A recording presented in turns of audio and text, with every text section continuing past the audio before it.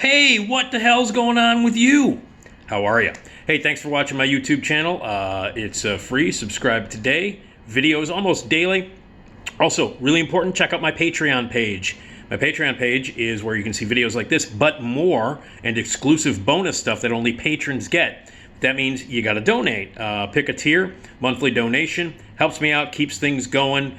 You know, these are all DIY projects that I'm doing. Any little bit of help can, any little bit of money can help. So please go to patreon.com/NickDShow. Patreon.com/NickDShow. Give a little dough and you'll get exclusive behind-the-scenes stories from WGN and what happened there and more. Also, my podcast is free. You can check it out, and that's separate. The podcast is separate from all these videos and DIY projects and stuff that I'm doing, which is why I have the Patreon page, so you can help me out. Podcast is separate. I'm on the Radio Misfits Podcast Network, the Nick D Podcast, every Tuesday and Friday, new episodes. Okay, I am just finishing this book. I'm almost done with it, I could not recommend it highly enough. It is a tremendous book about the making of one of the greatest movies ever made, and I am in contact, going back and forth with the author of the book to get him on my podcast. It'll happen. Not quite sure. We haven't nailed down a date yet, but it'll happen. And this is the book. Yes. Blood, Sweat, and Chrome, The Wild and True Story of Mad Max Fury Road by Kyle Buchanan. Phenomenal book. Phenomenal book. It is an oral history of the making of the movie from its very inception, with history of the other Mad Max movies, up and through the making of, the post-production of, the distribution of, the release of, and the you know, reception that it got. So anyway, it's a tremendous book. I love books about the making of movies. I always have. I mean, obviously I'm a movie freak. I'm a movie critic, and I've loved movies ever since I was born. And so I love to read stories about the makings of certain movies, and especially if the making of the movie was really sort of insane or crazy. There have been incredible books in the past written about, the making of, like, The Godfather, the making of Heaven's Gate.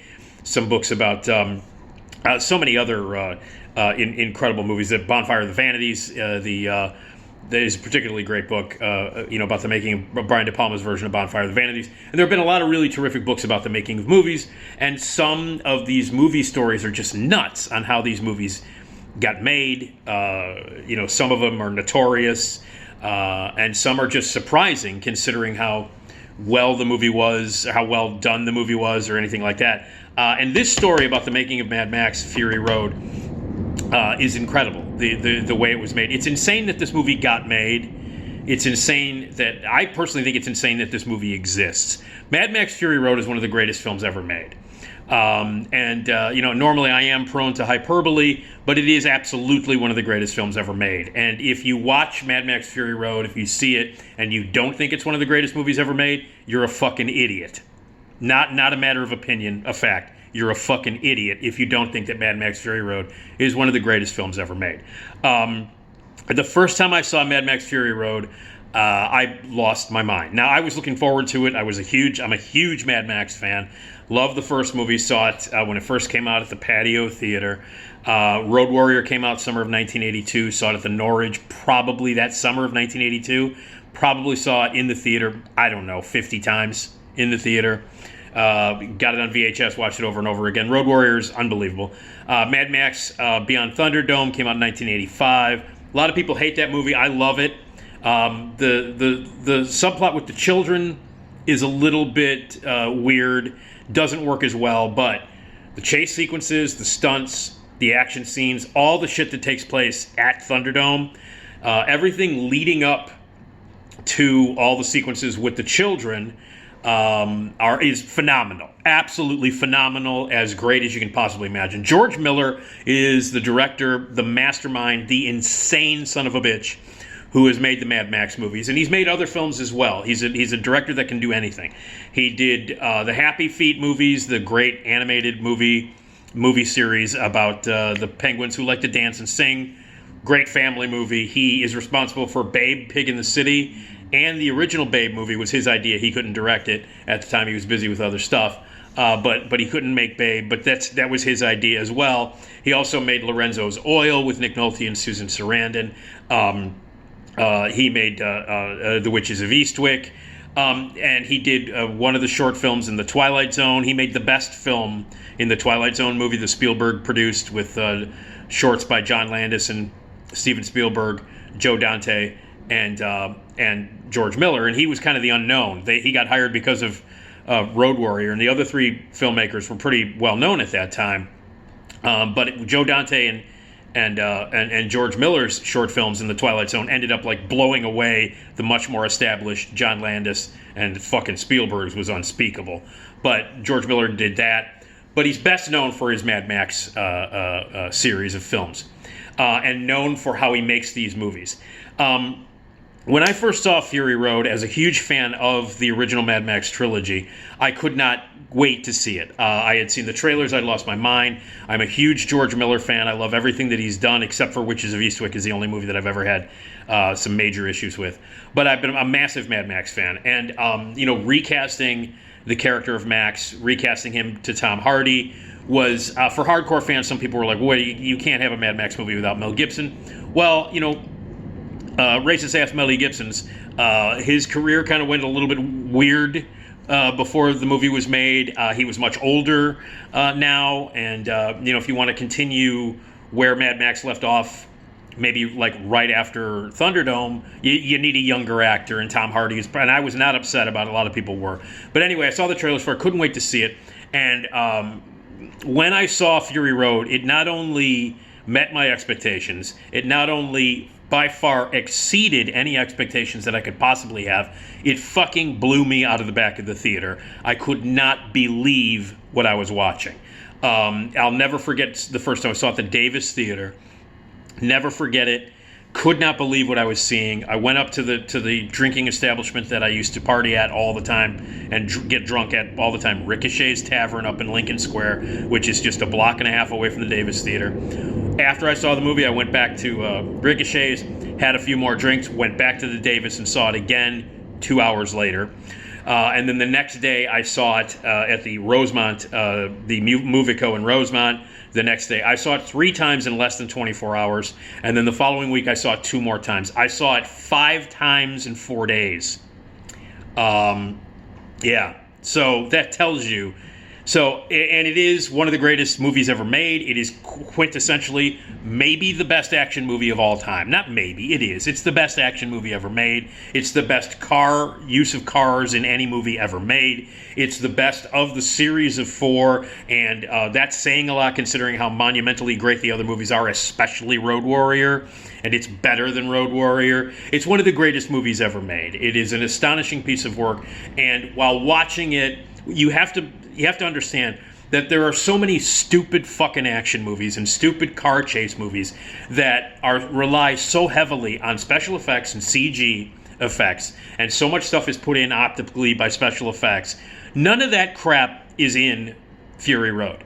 All of the stunts were actually done by human beings. They weren't CGI. All of the car crashes were real. Those vehicles smashed into each other. Those vehicles were going 70 miles an hour in the desert. Those guys were swinging on poles back and forth. That wasn't animated. That wasn't brought in. That wasn't CG. The only CG they used was the guys who were on those poles and hanging off the side of cars going 60 miles an hour for real, actually had harnesses on and were wired up so that they wouldn't die when they fell off. Those were removed digitally.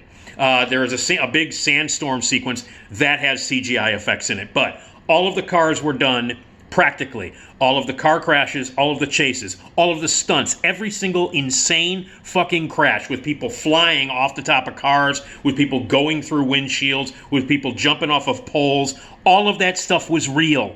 Every single stunt was done by a real person. Every single car crash was a real car crash.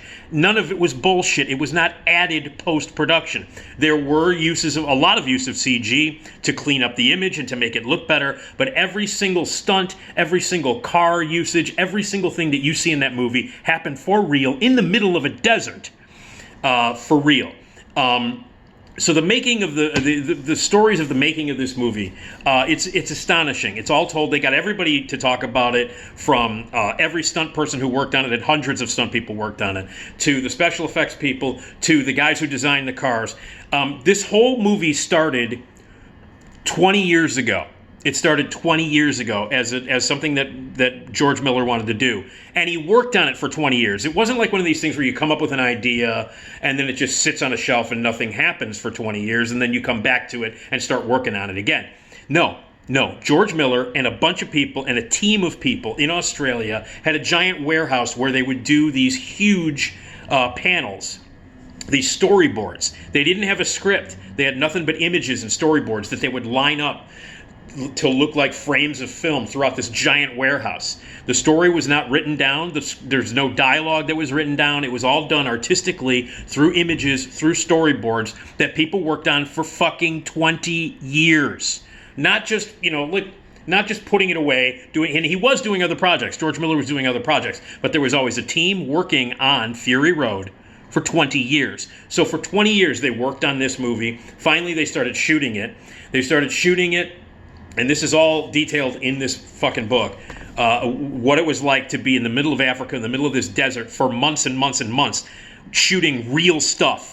Like the real, like people shaved their heads. The costumes were real.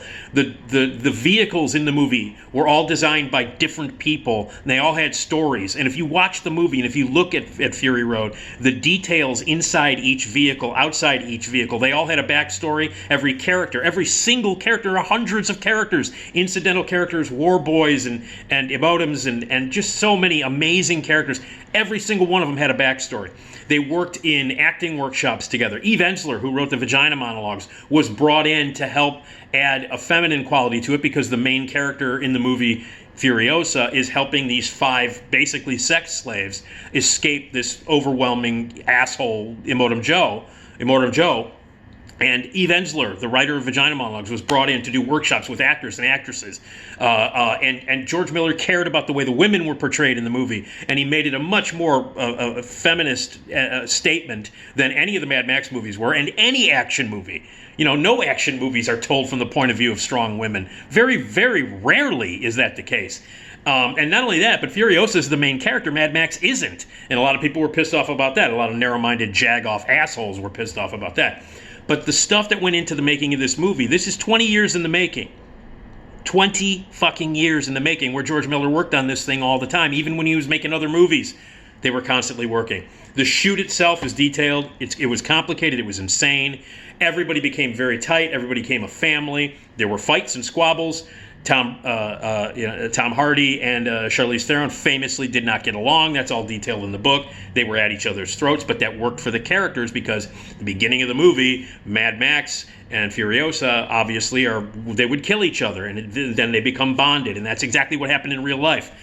So many things happened. Marriages came out of this movie. People gave birth while this movie was happening, the making of this movie. And then after the movie was shot, and the production was shut down by an asshole who was running Warner Brothers because, people in charge, suits, have no fucking brains. But anyway, they shut it down. When a new person came in charge of Warner Brothers, they let them finish the movie. So the movie took, 18 or so years to gestate, to be worked on, and then 2 years to shoot and edit, and then another 6 months to get actually released. So this is a movie that has been in the mind of people for over 2 decades. That took almost 2 years to shoot and a little over that time to put together and get released. Over 2 years, just from the moment of the first shot to when it was done and when it was released. And the result is one of the greatest movies ever made. It won 6 Academy Awards, and it should have won more. Should have won Best Picture. George Miller should have won Best Director. And it was critically acclaimed when it came out. It blew people away. There are hardcore fans of it. Fans of the Mad Max movies love it. I think it's one of the greatest movies ever made. And it is one of those movies that you never forget it the first time you see it. Like, I was completely demolished after I saw it. And that's a whole nother topic for a video. Like, what movie did you see the first time you saw it where you went, oh my God, boom. Like, your mind is blown. You can't believe it. It's one of the great, immediately when it's over, you want to see it again. Immediately when it's over, it's kind of a life-changing thing that happens when you watch it. There are a lot of movies that happen in people's lifetimes where they see them for the first time and are just I'll never forget this movie. This is one of the greatest movies I've ever seen. It's an important movie to me. And that's how I felt when I first saw Fury Road. So, Mad Max Fury Road obviously has gone down in history as one of the greatest action movies, if not the greatest action movie of all time. It still holds up. I've seen it hundreds and hundreds and hundreds of times, and I'm not exaggerating. It is an astonishing piece of work that every time I watch it, it gets richer. There's more details to unfold. The story is beautiful. It's moving. You cry at times in it. And not only that, just on the sheer basis of pure adrenaline action, nothing is better than Mad Max Fury Road. And the stunts, the car crashes, are astonishing. The fact that this stuff is actually happening on screen, and it's all real. It's all real. All the people who watch all the Fast and Furious movies, and I love those movies, they're stupid, but I love them. 95% of any movies, these big budget franchise action movies where shit blows up and cars crash, 95% of it is bullshit. It's all kind of done very slowly and then fixed, or added CG to make it look better. All the shit that you see in Fury Road happened. It really happened. And if you want to read the true story of the way it was shot, of the way it was made, the insane genius of George Miller, and he's fucking nuts. He's insane, but he's a genius. Read this book. You will not believe what was put into the making of Mad Max Fury Road. You will appreciate it more if that's possible. I didn't think it was possible for me to appreciate it more. But when you're done reading this book, and I'm almost done, I'm like 20 pages away from finishing it. But when you're done reading this book, you will not only love Mad Max Fury Road even more, you will not only appreciate George Miller as a goddamn genius madman artist director, you will not only appreciate the time and effort that went into it, but you won't believe it ever got made. Like, how in God's name did this movie get made? And in fact, that's how you feel when you first watch Fury Road. Like, when it was over, I'm like, how did they do that?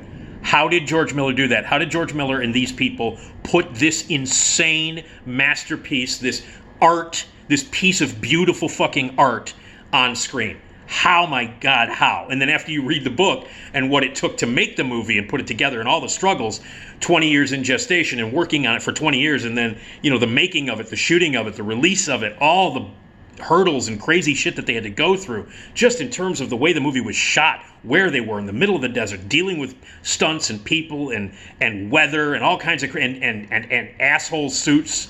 From the business end, trying to shut down the production, and the craziness of not having a script, and how that worked on the actors and stuntmen who never acted before, who were suddenly acting and taking acting workshops. It's fucking amazing. The story of the making of Mad Max Fury Road is almost as amazing as the movie itself. So I can't recommend this book highly enough. Kyle Buchanan is the author, and I'm going to have him on my podcast. If you are a fan of Mad Max Fury Road, you need to read this book immediately. And if you're not a fan of Mad Max Fury Road, we're not friends anymore because you're an idiot. And if you've never seen Mad Max Fury Road, I don't know what the fuck is wrong with you, but get on that right away, because it's not only the greatest action movie ever made, but it is, bar none, one of the greatest movies ever made, and one of the greatest stories about making of a great movie is in this book. So, can't recommend the book highly enough. Mad Max Fury Road, a once-in-a-lifetime film. Once in a fucking lifetime, movies like this happen. And that's all there is to it. So, terrific book, amazing movie, Mad Max rules, and hey, can't wait for Furiosa. The prequel is coming out. Anya Taylor-Joy is going to play Furiosa. They've got George Miller has another 6 Mad Max movies that he wants to make. I don't know how he's going to make them without killing himself. He was 70 when he shot Mad Max Fury Road. 70 years old, 70-year-old guy in the middle of the desert, running around trying to keep track of all the insanity that was going on. And this was all in his head. Everything that you see in the movie was in his head. He shot it the way it was pictured in his head. He's a mad genius. He's one of the greatest filmmakers of all time. He's an absolute genius. He's an artist on par with any, and he's Picasso as far as I'm concerned. As far as I'm concerned, he's in that realm. He's in the world of artists that everybody should bow down and worship. So, anyway, Mad Max Fury Road rules. This book rules, and that's it. Watch the movie, read the book.